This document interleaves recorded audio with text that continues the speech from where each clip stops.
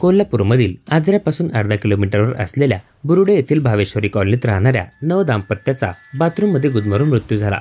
बाथरूममधील gas गिझरमधून gas गळती झाल्यामुळे ही दुर्दैवी घटना घडल्याची शक्यता आहे। आज सकाळी 11 वाजता ही घटना उघडकीस आली।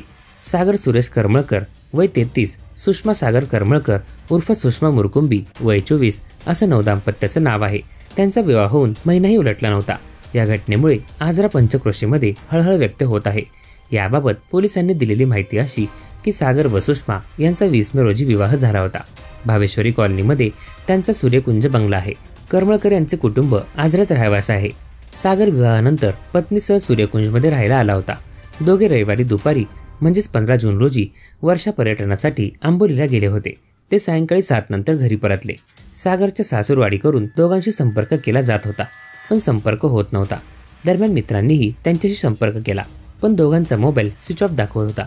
सकाळी शंका आल्यावर त्यांचे मित्र घरी गेले। घरात शोधाशोध केली। त्यावेळी बाथरूम जवळ जाताच दोघे मृतावस्थेत आढळले। त्यांनी कुटुंबीय, नातेवाईक आणि पोलिसांशी संपर्क केला। सहाय्यक पोलीस निरीक्षक नागेश यमगर घटनास्थळी आले। दरम्यान गडहिंग्लजचे उपविभागीय पोलीस अधिकारी रामदास इंगवले यांनी घटनास्थळी भेट देऊन सूचना दिल्या आहेत। गॅसमुळे श्वास कोंडून मृत्यू झाल्याची शक्यता पोलिसांनी वर्तवली आहे।